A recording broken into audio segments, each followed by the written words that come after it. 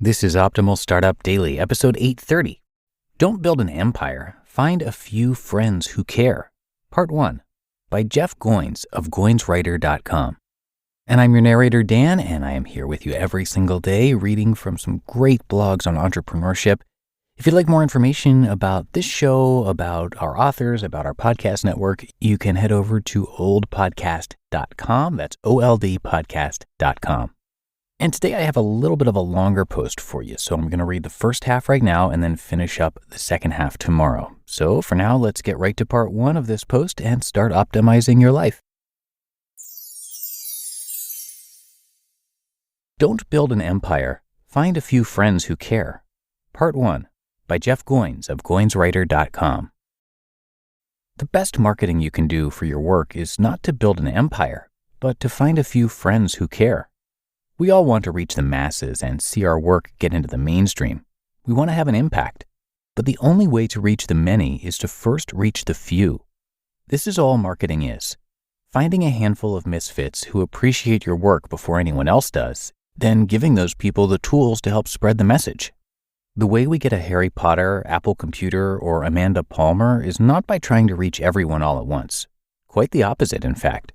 The true artist does her work well and often in isolation, but then she does the hard labor of finding a fan or two who gets it.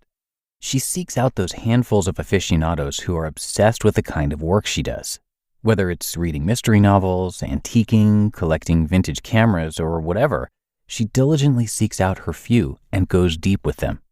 If you cannot do this, you have no hope of reaching the many, and your only choice is to get better. The job of an artist is not to make something for everyone, but to create the right thing for someone. Marketing, then, is not pushing something onto people who don't want it, and certainly not creating something for everyone. It's making something and searching for those who resonate with it. It's faithfully serving the few until they see how serious you are. And if you make it about them, they will always make it about you. When you go out of your way to wow a handful of people, they become your ambassadors. Maybe you'll end up reaching the masses doing this, but at that point it won't matter because you will have found your people. Here are 3 examples with 3 different strategies that I think work quite well. The Gatsby method. Hobnob with bigwigs. When F. Scott Fitzgerald released The Great Gatsby, he was disappointed with the book. Although the book sold over 20,000 copies in the first year, the critics lamented that neither the book nor the author lived up to readers' expectations.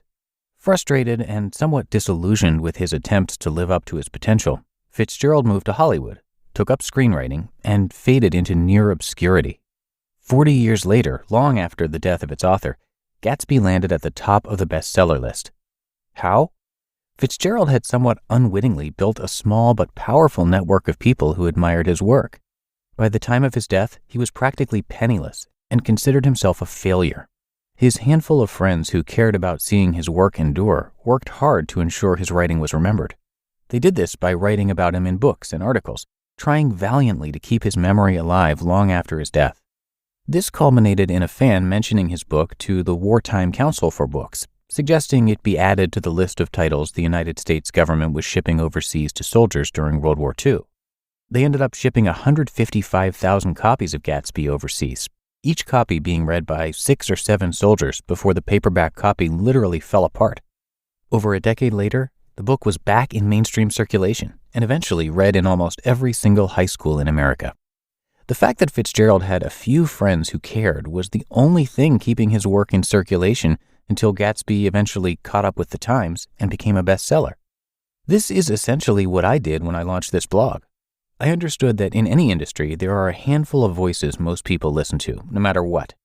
In my world of online marketing, blogging, and writing, that included people like Michael Hyatt, Stephen Pressfield, and Seth Godin. Intuitively, I understood that if I could get them to vouch for me, that I would automatically have an audience. But how? I implemented what I now call the case study strategy, which I talk more about in my book, Real Artists Don't Starve. Essentially, I sought out influencers I wanted to vouch for me and my work. I did not ask them to vouch for me, but simply let them know how their work had impacted me. And I continued doing this for months, and in some cases, years, before ever asking for anything. The case study strategy is still, in my mind, the best way to build influence quickly. You can spend a lot of time trying to build an audience one by one, or you can go to the tastemakers of your industry, whose opinions are respected by the masses, and spend significant time winning them over to your side. Of course, this requires that you actually put their advice to use and aren't simply blowing hot air. Over and over again, you have to demonstrate their stuff works. This goes beyond sending a nice email or leaving a review on Amazon, although those aren't bad places to start. You have to become a student and ambassador of their work. You have to become a case study.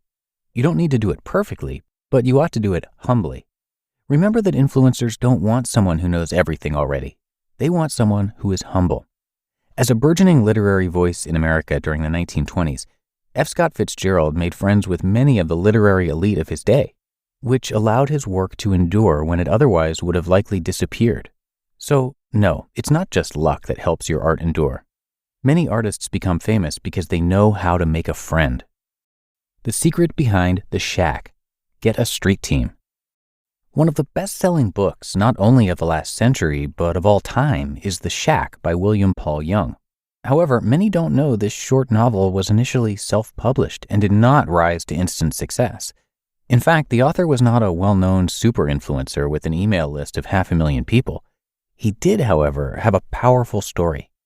It was originally intended to be a Christmas gift to his children. As his family resonated with it and recommended it to friends, he realized there might be a greater potential for this book to reach more than just a handful of people.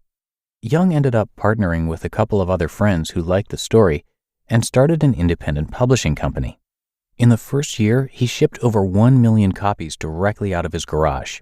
He and his partners employed a number of local street teams who employed a number of grassroots marketing campaigns, including placing copies of the book in windows of local coffee shops all over the U.S. A handful of friends helped the book reach their friends, and those people's friends, and so on, until eventually the book sold over 25 million copies in the past 10 years. To be continued. You just listened to part 1 of the post titled "Don't Build an Empire, Find a Few Friends Who Care" by Jeff Goins of GoinsWriter.com. And thanks so much to Jeff, who is a super popular writer and the best-selling author of 5 books, including The Art of Work and Real Artists Don't Starve, which he mentioned in this post. On his site, you can hear his thoughts on writing, life, and creative work. And you're going to hear him narrated across a few of our shows. So if you're looking to share your work, but you're afraid of becoming the starving artist, Jeff's site is for you. Lots of great advice there. So come on and check it out at GoinsWriter.com. And thanks again to Jeff for letting us share his work. Okay, that is it for part 1 of this episode. Hope you enjoyed it and that you're having a great weekend if you're listening in real time. I'll see you back here tomorrow where we're going to finish up this post from Jeff and where your optimal life awaits.